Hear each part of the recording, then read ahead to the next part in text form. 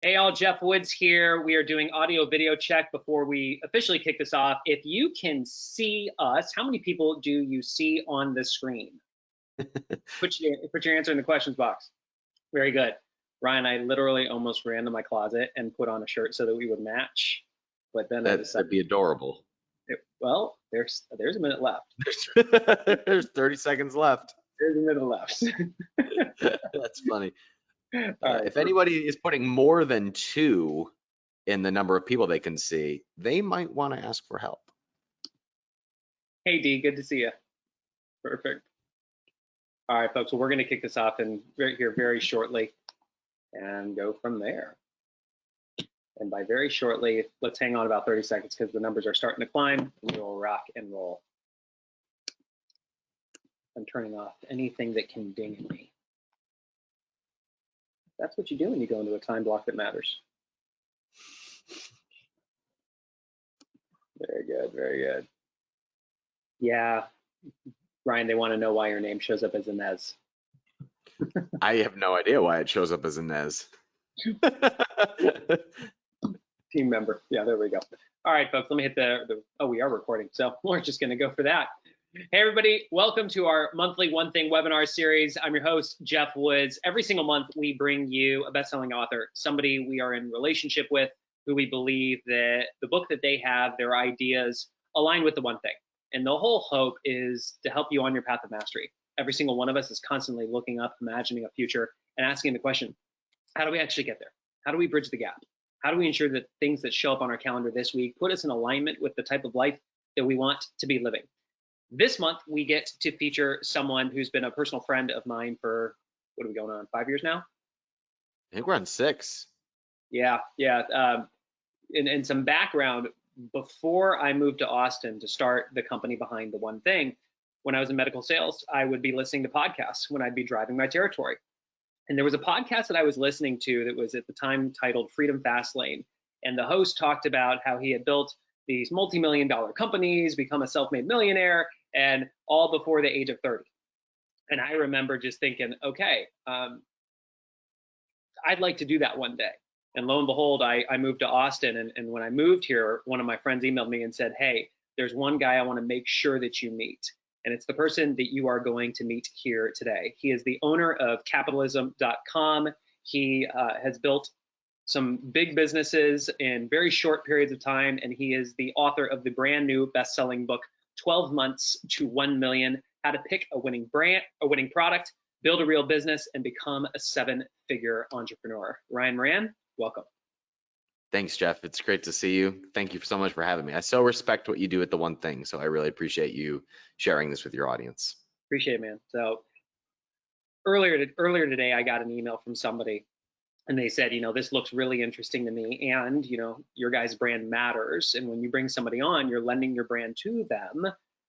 What type of research do you do to make sure that they're actually legitimate? Because with a title like 12 Months to 1 Million, it's catchy. And why don't you walk us through your background so that we know what you're actually sharing, you've actually done? Sure. I mean, I'm probably best known for taking a $600 investment and starting a physical products brand and growing that to about a $10 million a year run rate, and then selling that business for 8 figures. That's what I'm probably best known for. The question over the skepticism or the title of the book, 12 Months to 1 Million, I could probably best satisfy that by telling the story of when I started one of my companies, which was a sports nutrition company. I document the story inside of the book. I was speaking with my partner who was still working a full-time job. His name was Matt. And Matt and I were maybe 3 months in, and I said to Matt, I was like, I think it's really important that we set a goal together. I think it's really important that like you have your set of skills, I have mine. I think one thing that's missing is we haven't set an aligned intention for how big are we going to take this? Like what's our intention of how big we're going to grow this? And he said, we still laugh about it to this day. He said, Ryan, to be honest with you, like if I make an extra $3,000 a month, I'm pretty happy. Like those are some good vacations. And I was like, dude, no, $100,000 a month. And it was a conversation that changed and framed our relationship, because I told Matt, I was like, I want to hit $100,000 a month and I want to do it within a year. And I don't know why I picked that. I think it was because I had been an entrepreneur for a few years and I had never built a 7-figure business. I had done 7 figures total, but I had never built $1 million business. And so we just came to the table with this agreement that we were going to make this plan of hitting $1 million within the first year. And we did that. But most importantly, I documented the whole thing on my podcast, which is now called capitalism.com. And over the years, I've never solicited this, but hundreds of people have sent me emails, have sent me Facebook messages, have recognized me at airports, and have said, Ryan, I follow your podcast and I built $1 million business because of what I learned from the podcast.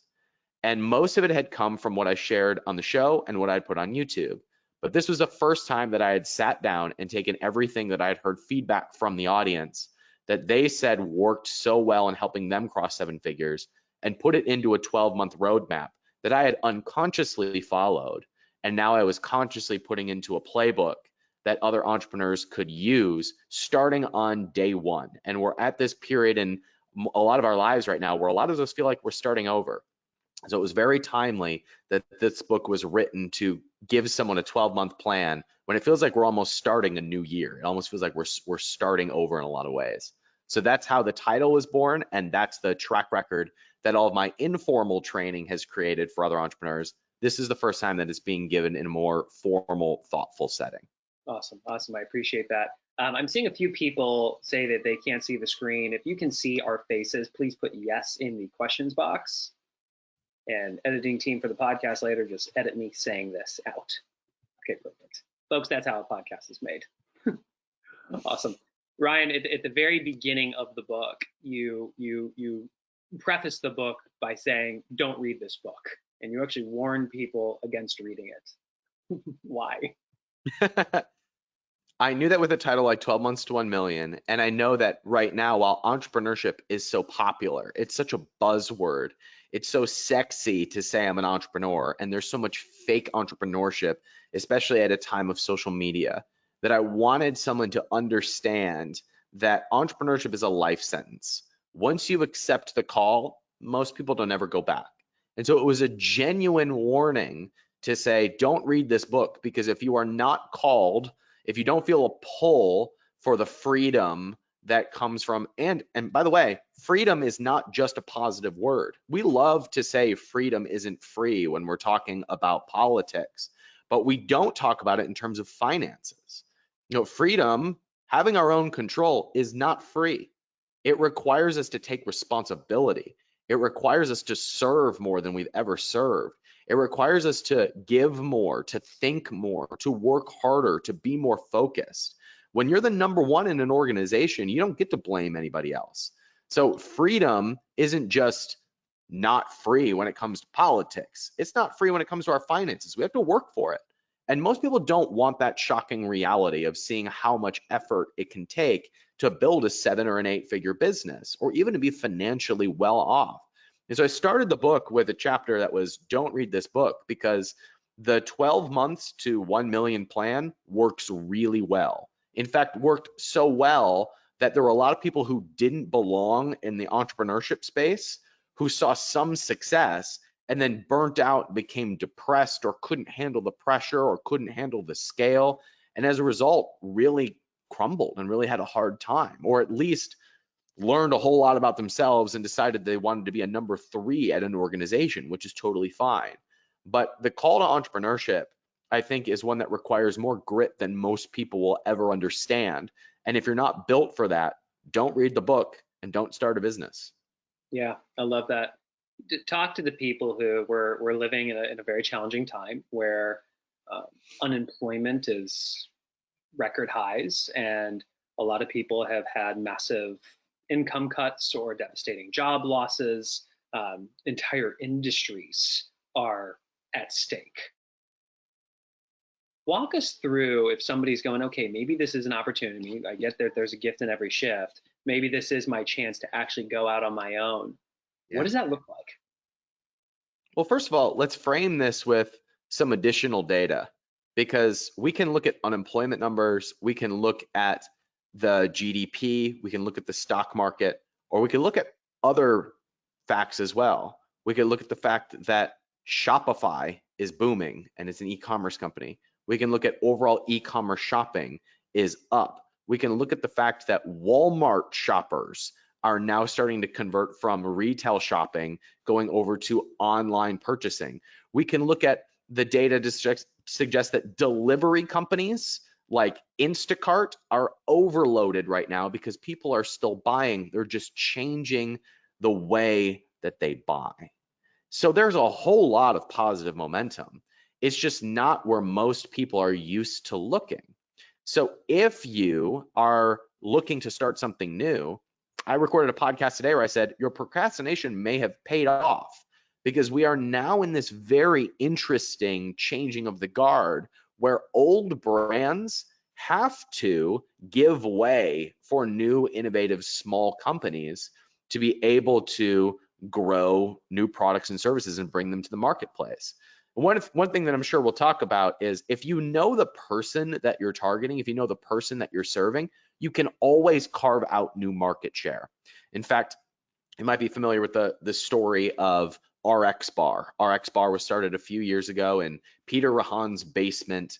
He made a protein, it was really not even a protein bar, it was just a whole food bar that he made for CrossFit athletes. Most people don't know that part of the story. It was made for CrossFit athletes. And it became so popular in CrossFit circles that it started to get adoption in other markets as well. 4 years later, Kellogg's bought RX Bar for $600 million, where a few years earlier it had just been like this niche CrossFit food brand.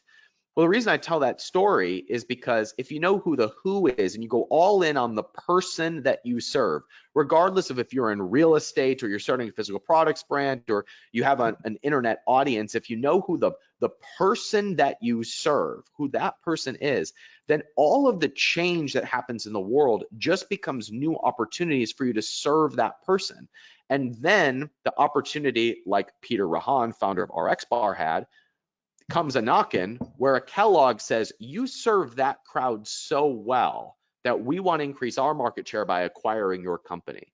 So the opportunity that we have right now is we have new tools and opportunities to go all in on serving the people that we serve in new ways that our competitors weren't considering, that we might have ignored up until a few months ago, but now we have to consider them. Now we have to go all in the direction of where the world is heading so we can focus on serving those people that need what we have the most. And that's how we'll come out of this ahead. Yesterday, I got to spend 90 minutes with Keith Cunningham, who wrote the Road Less Stupid, and he shared that the thing that stops us from reinventing ourselves is an attachment to the way things used to be. Yeah. When all of this hit, Jay called me and just said, "Hey, I'm divorcing you from your GPS, your business plan. It's dead as far as I'm concerned. You're off the hook for any financial commitments you've made for this year. Go talk to our customers." Go find out, literally, we call it the Adele script. Call them, hello, how are you? and you're not trying to sell, you're genuinely just trying to serve them. What's going on in their world and see how we can help them. And he said, that's going to tell us where the market is going. And by doing that, I mean, pretty much every area of our business is actually up right now, because just very quickly we figured out the cheese has moved, where's the new pain point and how can we serve people there? And it's paid off. I'm curious, we talk about finding the who. It's something we frankly have struggled with. The book was written for entrepreneurs. It was written for the business owner, and it's gone on to help everybody, to the point like stay-at-home moms are living the one thing. And for a book about one thing, we struggle because we feel like we have to serve everybody. What do you tell entrepreneurs when they're trying to figure out who that one person is they really want to serve? How do they figure that out? I start by saying, do you know who the ideal person that brings you the most energy to serve is? Because that's usually a good indicator of the business that you really want to be in. I mean, I tell people I could give my book to two people. One would go on to build $1 million business, would send me a handwritten thank you card, would then scale to $5 million, would put me on the board of advisors with equity in their company, and would call me once a year. That would be person A. The other would call me a scam artist and write a negative review on Amazon and say that I was just in the money, just in it to make $27 on Amazon. This would be the same book. It's just two very different people. Both bought the book, but one gives me a whole lot of energy and one makes me want to, never sell a book again. So if I can play out the scenario of that person who makes a $5 million company, puts me on the board of their company and gives me equity in it and sends me thank you cards, like what is it about that person? What does that person need that I want to go all in on that person? How can I serve that person and just forget about everybody else? So that's number one. The second part of this is recognizing that you don't need a whole lot of people. I was speaking with I was on our buddy Mike Dillard's podcast recently, where he has a following of about 100,000 people or so, and he was struggling with, how do I make a brand that appeals to all 100,000 of my followers? And I said, you don't. You don't. Otherwise, you have a very watered down brand with no moat around it that anybody can compete with. What you need to do is identify the 500 people on your list or in your audience that would just love what it is that you're also ravenously excited about. And if you bring those two things together, magic starts to happen. It's when it's easy. It's when it doesn't feel hard. It's when there's no friction. It's when you get referrals. It's when people start talking about you naturally. That's when the world opens up and there's ease and flow, rather than trying to think like, how do I appease this person is really what we're thinking when we're trying to serve the person that we're not really interested in serving. That's force. But I like asking the question of what feels easy to start, which is very counterintuitive in the entrepreneurial world. But it gives me an insight into what my natural inclination is, where my natural pull is. And then I get curious about that person and go more all in on that person. Yeah, I love that. So really spell it out for people. If somebody's listening to this right now and they're going, I'm interested in going down this journey, what's the one thing they can do first, just to begin? So to begin, it's funny, the question I'm always asked is, what do I sell? And I tell them that they're on step 2. And most entrepreneurs get into business thinking about step 2, and then they get really chaotic and they get really confused and they don't grow. Step 1, Keith Cunningham, you brought up earlier, will tell you that business is pretty simple. It's find a group of people that want something and give it to them. But most people skip step 1 of finding the group of people, and they just start trying to give things to people. They just start trying to sell things. The one thing is always deciding who the ideal customer is. And if you don't know, it's you or someone that you know. It's you, or if you're in business right now and you're doing okay, it's the ideal customer that you've had in the past and the journey that they went on and their experience of you. That's your one thing, knowing exactly who that person is and the journey that you're helping that person go through. I became a dad for the second time 6 months ago.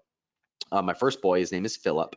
And I will tell you, when you become a dad, strollers become some of the most fascinating things in the whole wide world, right? These nuisances that I just thought these annoying people brought to restaurants that I never paid any attention to are all of a sudden very fascinating.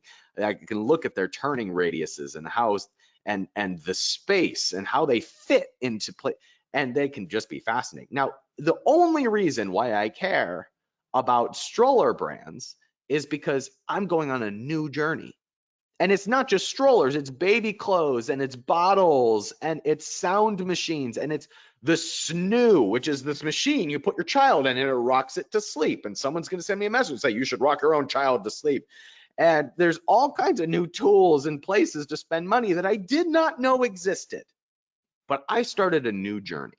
And that new journey was, I got a boy and I got a new boy.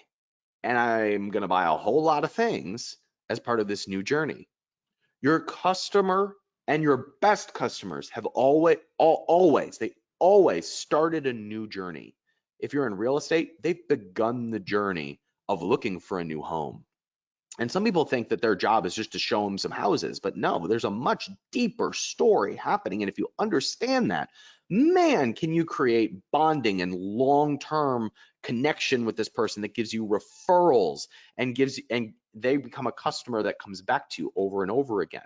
If I'm helping a new business owner, I'm not just telling them what to sell, I'm helping them overcome the obstacles on their journey of ultimate success to them, which looks like living life on their own terms. If you're helping someone lose weight, if you're a personal trainer who is wondering, what do I do now? Because I just lost all my clients because I work at a big box gym. If you realize that your customer is on a journey to be in the best shape of their life for themselves and for their families, then you all of a sudden start to think about all the creative ways that you could serve them. So your one thing, your small domino, that thing that feels so easy that you're cheating, is when you can identify the journey that your ideal customer is going on and sit with that. Because when you know the answer to that, then you can very easily come up with 5, 10 different ways to help them overcome challenges that are happening on their journey. That's your opening move. And if you don't know, here's a great exercise. Just pick yourself or someone you know and a journey that they're on. It's a journey to navigate this new world. It's a journey of my healthcare worker friend who is now learning to protect themselves while also serve other people and to stay focused and to stay energized and to still be present with family. This is a whole new journey that that person is on, and they're going to be looking for new solutions as they're navigating that. You're on that too.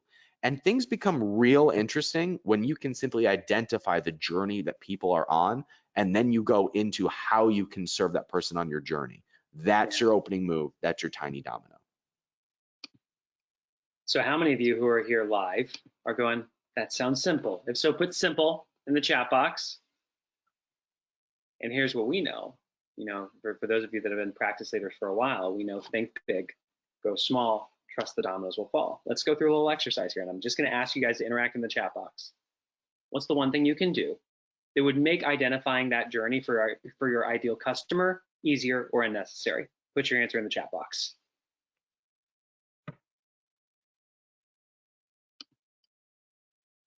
Find the ideal customer. Ask myself, what would it be for me? Stay better in touch.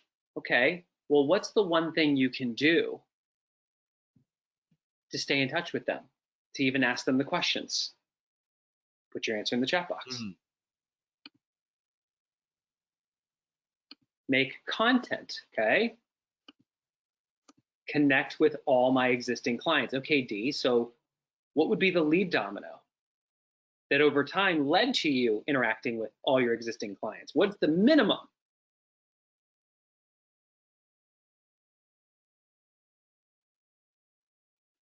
Pick up the phone and ask one person. It's a good start. This is what we mean, folks. And how many of you right now, with everything that's going on in the world, the future seems fuzzy, and you know that there's a gap from where you are and where you want to be, and it just at times can seem insurmountable. So put me in the questions box. It really starts by just getting into action. Can you pick up the phone and call one person and ask them the questions? And when you do that, you knock that domino down, it automatically gets you back up to call the next person and the next person and the next person. And Ryan, how many people do you think you'd have to talk to before you'd have a pretty good sense of what the market is for those people? You know, we have a joke where we say, if you make a list of 10, you won't make it down the list before you have clarity. So I'll go with 10. By the time you have talked to 10 people, you're going to hear the same thing 7 times. So let's say we do that. We make the list of 10, we start calling, we see the theme. That has gotten us up to knock down the next domino. At that point, what do we do? Great question. So let me tell you a quick story that's relevant to this. I was on a coaching call with one of my clients. Her name's Yasmin, and Yasmin is going through this process of the 12 months to 1 million process. And she's usually a very happy, bubbly person. And on one of our recent coaching calls, she was obviously frustrated and she felt very stuck. And it was like, okay, great. What can we do with this? And she was sharing how she feels like she's working really hard and not getting traction. She's not getting progress. She's not seeing the results that she expected by now. And she's doing some beating of herself up, and she's waiting to see when things are turned around. And she's like trying to convince herself that she's optimistic and positive, but she's obviously frustrated. And so I said, Yasmin, how many customers have you personally reached out to? And she said, you told me to do that last week, and I did it 3 times. I said, okay, great. Okay. Now, let me ask you another question, Yasmin. How many of them got back to you? And she went, 1. And I said, let me ask you another question, Yasmin. Have you gotten any reviews for your product? And she's selling something on Amazon. And she said, no. And then she had this big story about why that was frustrating. She couldn't get reviews. And I said, let me ask you this. That one person who reached out to you that had given her really amazing feedback, I said, if you picked up the phone and you called that person and you spoke to that one person, is there a chance that they could tell you something about how they found you that would change your marketing approach moving forward? And she said, yes. And I said, great. And do you think that there's a chance that that person might be willing to take the feedback that they gave you, which was a glowing piece of feedback, and they might be willing to post it as a review on Amazon? And she said, yes. And I said, do you think that having just one review on Amazon might convince some other people that this product is good enough for them to try? And she said, yes. And do you think that if some people are now seeing that review and they're giving you more feedback, do you think that if you screenshotted that review and you put it on Instagram, because you've got a following of a few thousand people, someone else might say, seems good enough for me, and they might give it a shot? And she said, yes. And you can see where this is going. So often we're thinking about the 7th domino and we're upset that it's not falling. And we're mad at the domino and we yell at the domino and we're like, why won't you fall? And we read books about the domino and we listen to podcasts about and we hire a mentor about the domino.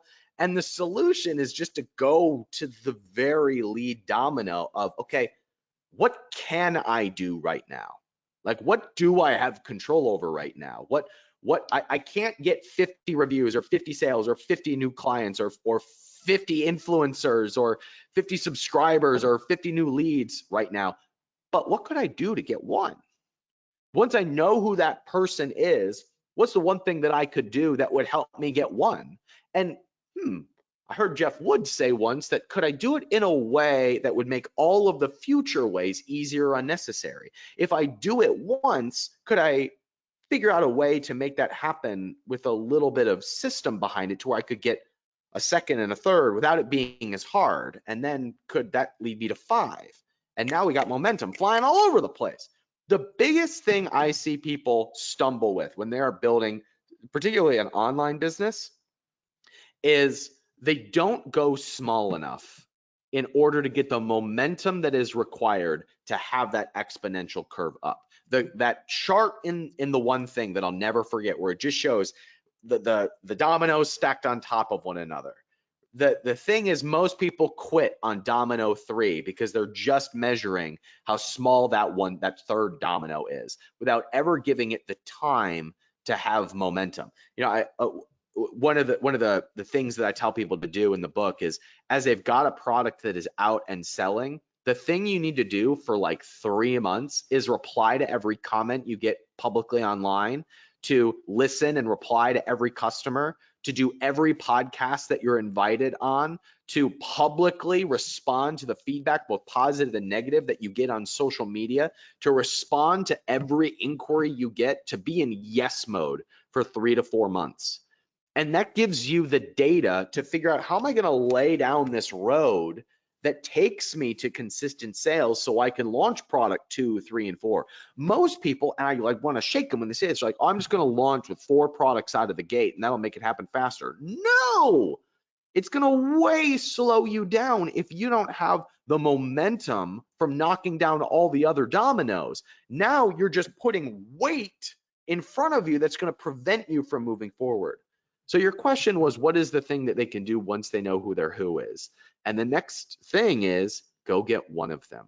Talk to one of them. Get one of them to give you feedback. Give one of them to leave you a review. Give one of them to tell you what they're struggling with. Get one of them to give you feedback that would be valuable for you so you could get new ideas. And we've all experienced how fun it can be when you get one idea or one insight that gives you the momentum to keep going forward. We all have that. We've all had moments of that. And the way that you get that is to just be curious enough to ask. I mean, this is so on brand. And when you break it down like that, it seems simple. And I can't help but think, okay, I can do that. But how does the idea of getting to 7 figures within a year, when that's where I'm starting, it almost doesn't seem believable. Walk us through somebody who's been working with you, who's been on this journey relatively recently, and how just those tiny dominoes that you just talked about, how fast they started to compound. Yeah, they look real slow for the first 6 to 8 months. And then for the last 4 months, it happens. I break it into 3 stages. I call them the grind, the growth, and the gold. Each one is a 4-month time chunk. So in your first 4 months, and if you're following the one thing, you can sprint through these a lot faster. But for the person who is a new entrepreneur figuring this out for the first time, it takes the full 12 months. The first chunk, that first stage, is called the grind, and it is all about making decisions. Who is my customer? What do they struggle with? How am I going to launch my first product? How am I going to fund this thing? What am I going to call it? And the goal of those first 4 months is to take 1 sale. It's your only goal. It's the only thing you have to accomplish in 4 months. Take 1 sale. You can take up to that time to figure out who the person's going to be, come up with a good product idea, get it made, make sure that you feel comfortable moving forward, make sure that you've got an investor or you've got the few $1,000s that you want to put into this business in reserve. And then that's the first 4 months with the goal of taking 1 sale. The second stage, I call it the growth.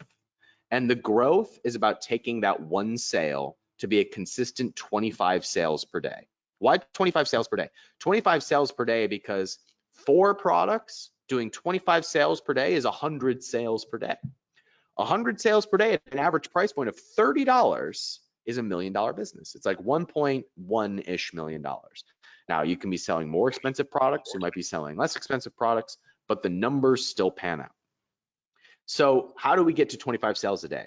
We do that by replying to every customer, saying yes to every opportunity, by being active in the community that we have built, by responding to all the feedback that we get publicly. So we're getting a little bit of an audience being built. Someone reaches out to us and says, I want to put you on my podcast, which has 500 people on it. You say yes to it, and you get 10 customers from that. And you keep doing this until you're at 25 consistent sales a day. So 8 months in, you're doing 25 sales a day, which looks like a really slow moving business to the outside world. But now you've laid the groundwork. So you've paved the road to take product number 2 and put it on the road, and it moves much faster because you've got a customer base that wants more from you. You now have relationships with people to talk about you. You now know the system and you know your customer better than you ever have. And so you roll out products 2, 3, and 4 in those last 4 months, and that becomes 4 products doing 25 sales a day, which is 100 sales a day. And at a $30 price point, that's $1 million business. That's the roadmap. We also know that the entrepreneurship journey, bumpy would be an understatement, right? It is filled with challenges, stressful moments, times where you will really question why you did it. Talk to us about what some of those moments have looked like for you and how you've navigated them. I was on stage with our buddy Cameron Harold when I asked him, all right, Cameron, you've built $100 million companies. Do you still get stressed out? And he said, Ryan, come on. I was passed out in the middle of the floor having an anxiety attack like a year ago. He said it a little bit more eloquently than that, but it was basically like, come on, of course. What do you believe those social media people who seem to have it all together? Come on. Like, entrepreneurship is a game of slaying our own internal demons, and there's no faster way to have them come up by then putting everything on your shoulders and being wholly responsible for the results of an organization.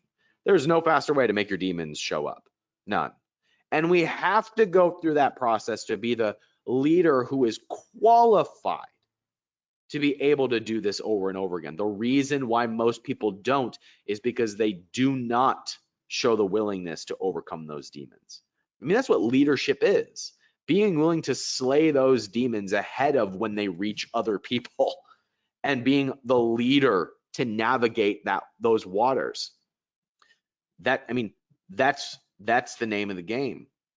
And they will inevitably come up. I have a good friend of mine here in town, his name Brooke Castillo. She was challenging me recently where she said, if you don't put a date on your goals, then you won't have the pleasure of dealing with all of the doubt and insecurity that will inevitably come up when you see the goal on the calendar. And that's where all the magic happens. I had told her, I was like, yeah, I have goals, but I put deadlines on them because that makes me feel tense and stressed. And she's like, that's the point. Let it come up, because when you deal with it, now that belief is changed forever. And now you are the person who has the muscle memory to be a consistent leader and a consistent performer.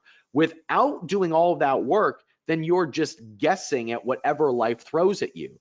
That's how you navigate this game in a way that makes you qualified to be a leader in this space, not by avoiding the inevitable challenges, but by leaning into them and building that muscle so that you're qualified to be good at this game. Yeah, I love that.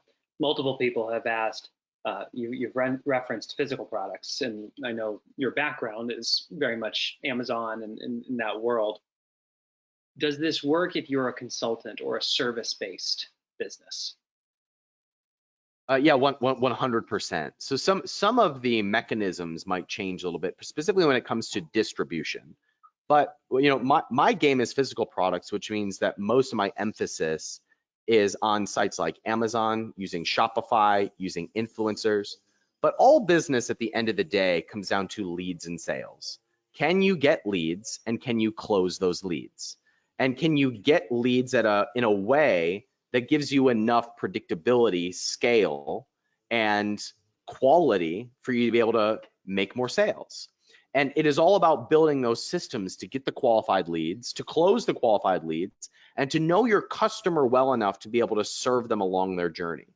I would say that if you know the answer to that question alone, who is your customer and what's the journey that they're on, and what are the things that I'm able to bring to the table to serve them? If you can answer that question alone, then you're miles ahead of everyone else in your industry.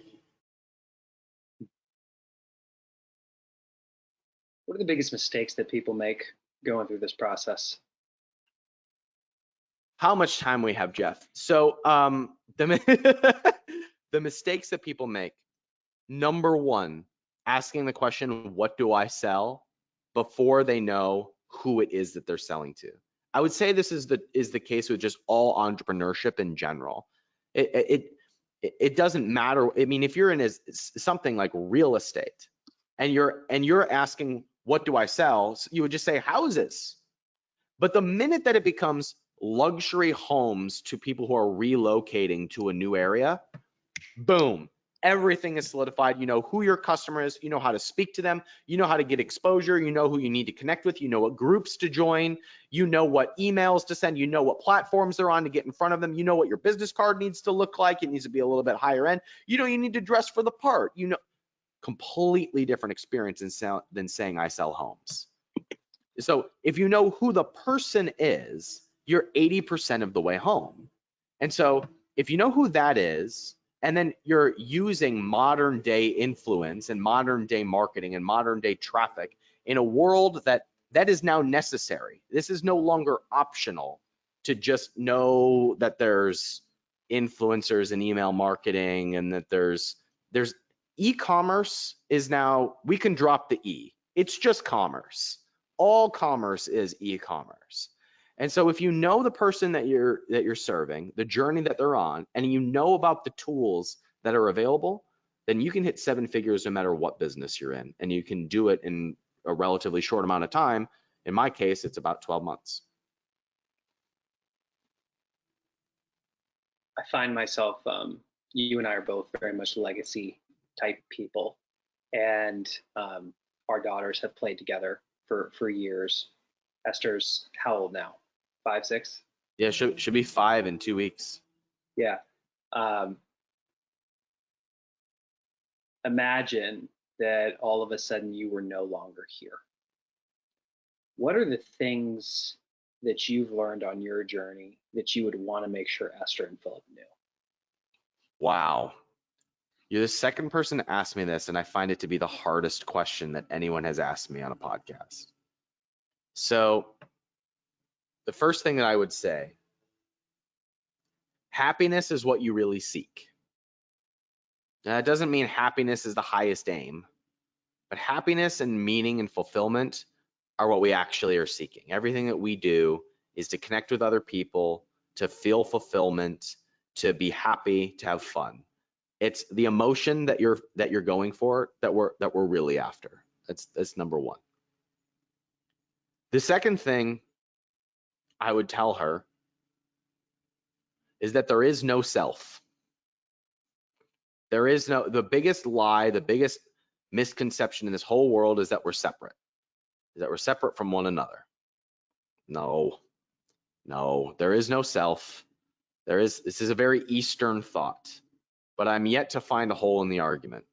There is no separateness from you and I and from us and the whole. There is just the collective and a whole bunch of parts. I'll save that for one of my philosophical podcasts for another day. And number 3,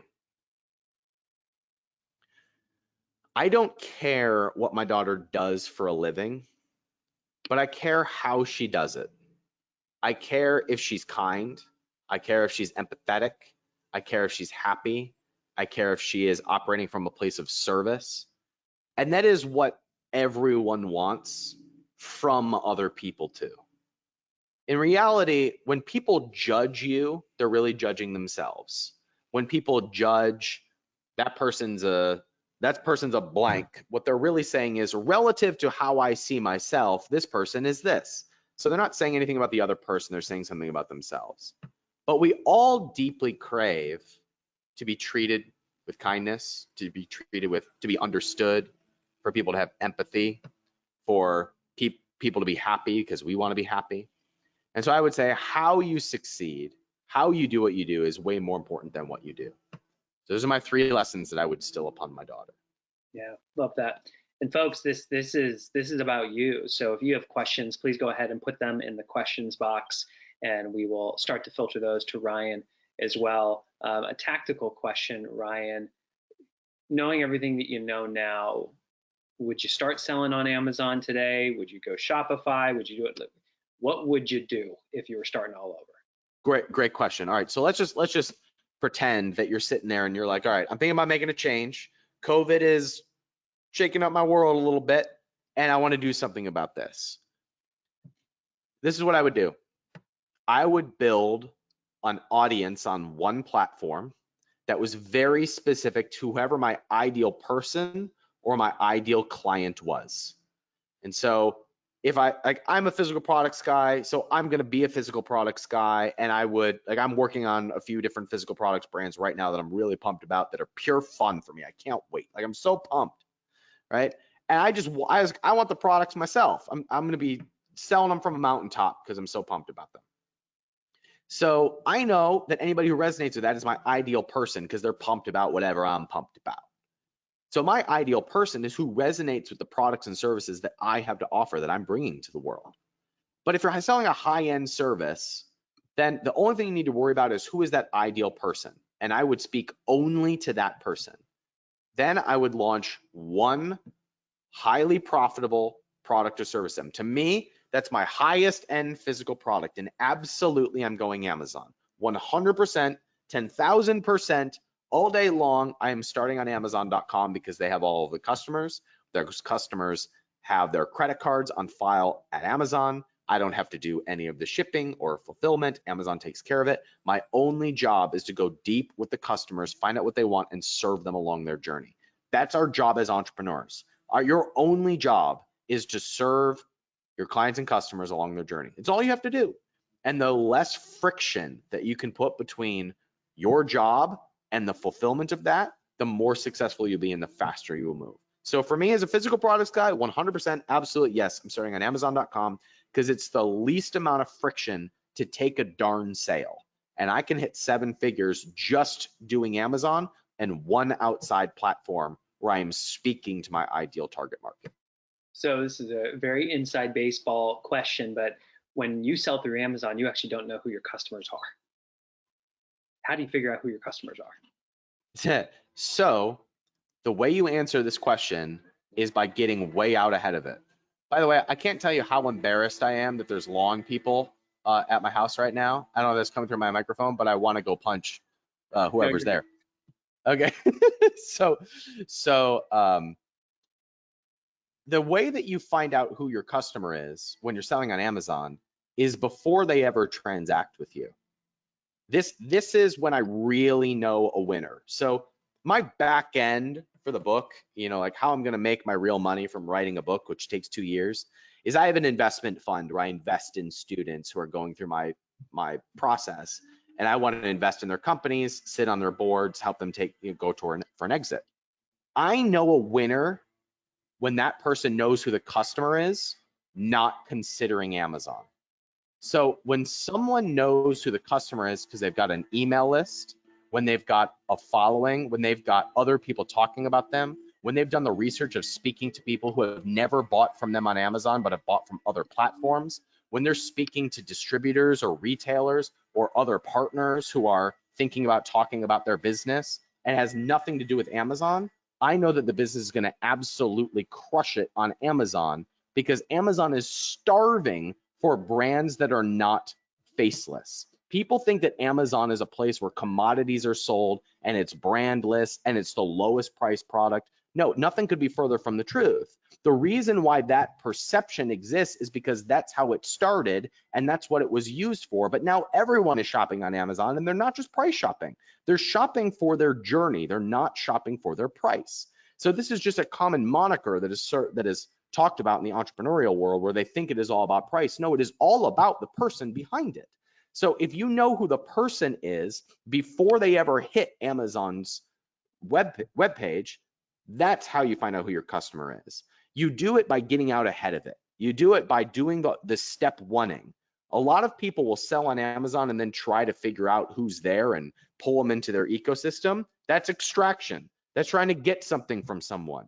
Real service and creation comes by serving them ahead of time before the transaction ever happens.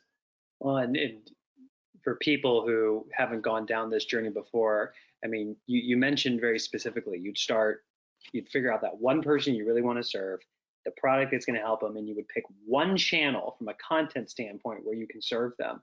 And to really tie this together, I mean, if I pull the curtain back and walk you through the business model, the one thing, it's create content that reaches lots of people. It's why we're doing this webinar, that ultimately gets people on our email list. It's a database that we control so that we can earn the right to have people as customers, which funds the profit, which creates the future.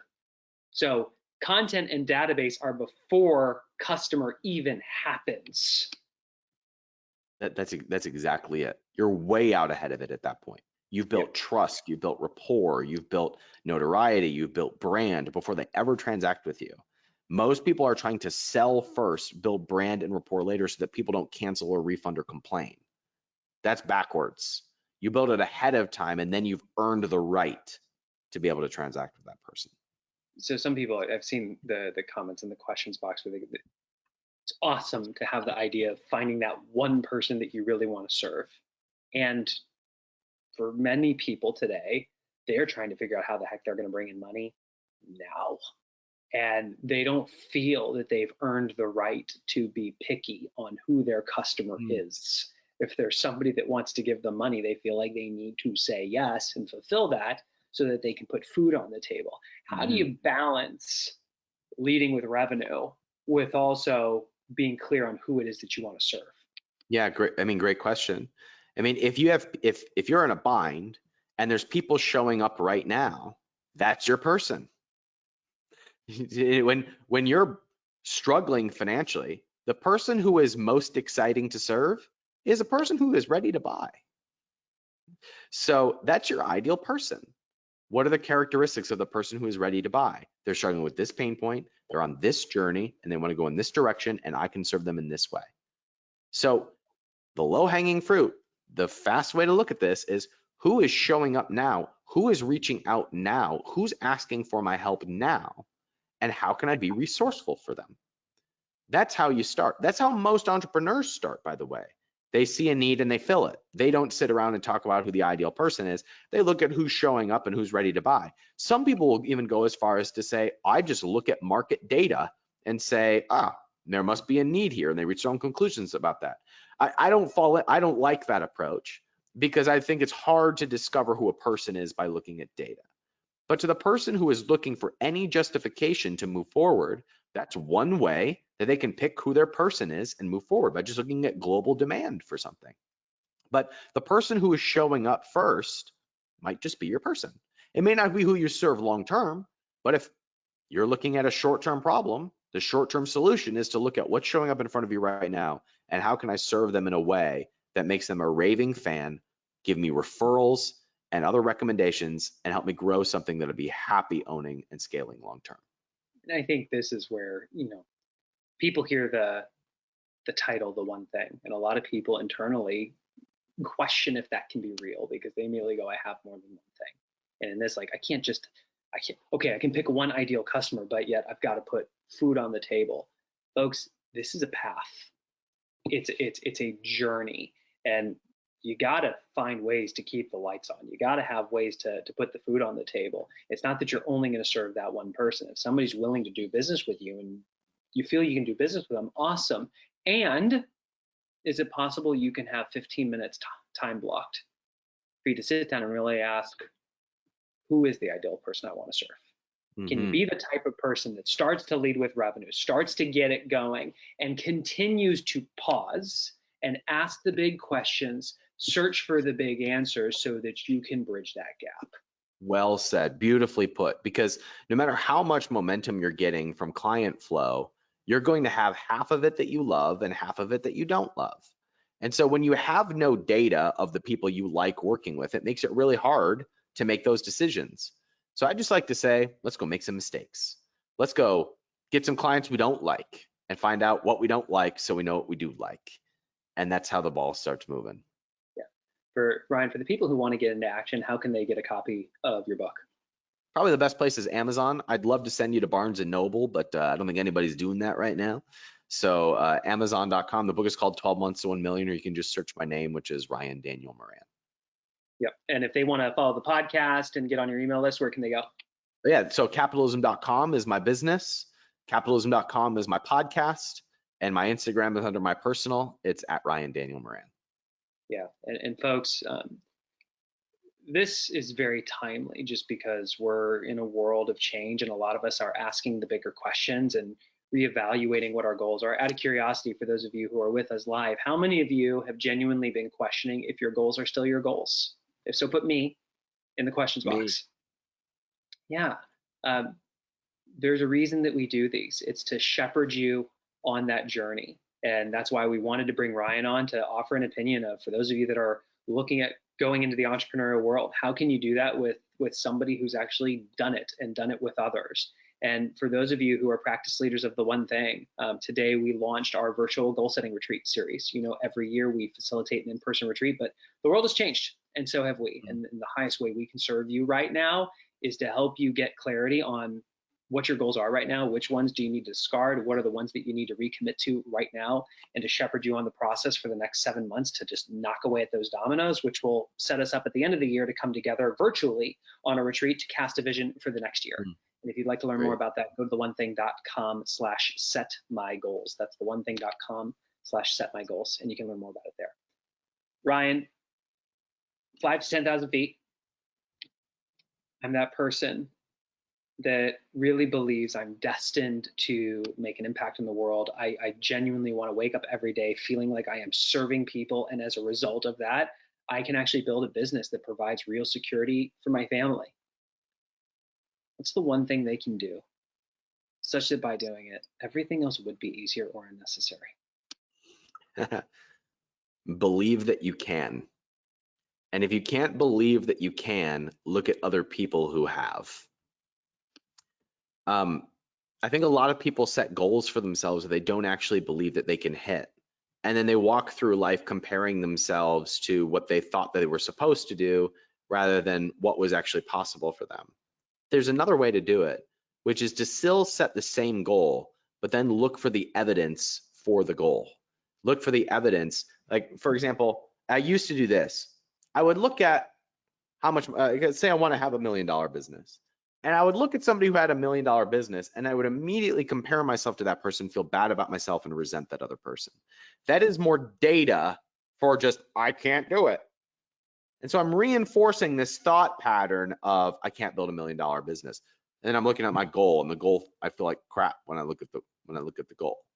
The other way is to set the goal and say, I'm gonna run $1 million business. I have no idea how I'm gonna do that, but look at that guy who did it. He doesn't look much smarter than me.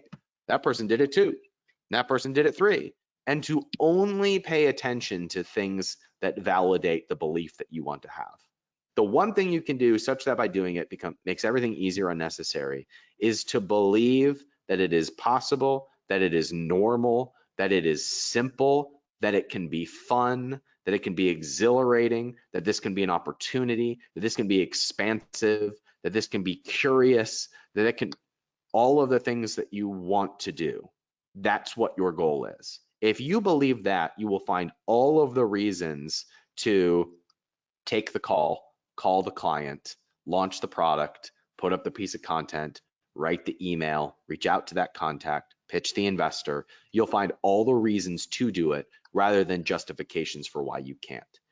Do that one thing and your whole life will be easier or unnecessary. Every single thing. When you believe that it's possible, it becomes much easier and unnecessary. Here's what's cool about what you just said. Every person who's listened to this, whether they realize it or not, just by listening, they surrounded themselves with someone who's done it. That's right. They've surrounded themselves with people who are reinforcing that it is possible. And even though it's so small, over time, you really start to stack up who you hang out with and the books you read, the podcasts you listen to, the trainings you go to. It really shapes your reality. Yes, 100% does. It's a big deal. All right, folks. Well, thank you so much for investing your time with us. We genuinely appreciate you. If you'd like to pick up a copy of Ryan's book, like he shared, you can go to Amazon and type in 12 months to 1 million. And you can also check out capitalism.com, the podcast, as well as the website. And genuinely, my friend, thank you so much for investing your time with us. I love you. I appreciate you. Thank you for doing what you do. Thanks for having me, everybody. All right, folks. Go be productive. Thanks for being with us.